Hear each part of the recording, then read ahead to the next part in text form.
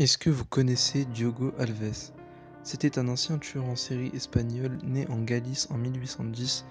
Il a déménagé au Portugal dans le but de trouver du travail parmi des familles fortunées en tant que garçon de chambre ou cocher. Alors qu'il était encore relativement jeune, il commet ses infamies de 1836 à 1840.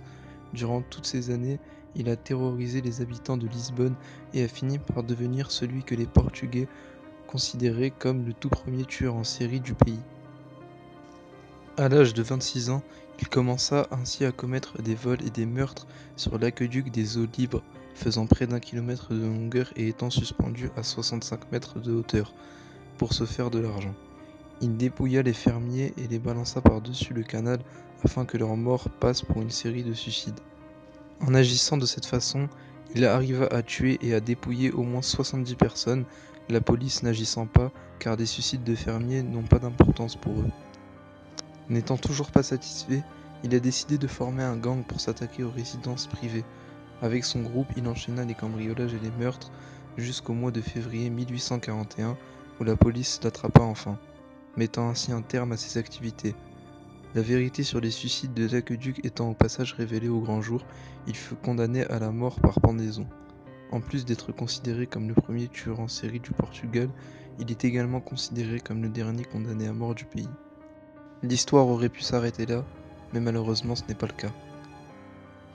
Il a été exécuté à une époque où la phrénologie était à la mode et où les scientifiques pensaient à tort qu'un cerveau pouvait abriter les aspects de la personnalité des personnes et que la forme du crâne de quelqu'un pouvait montrer son organisation interne.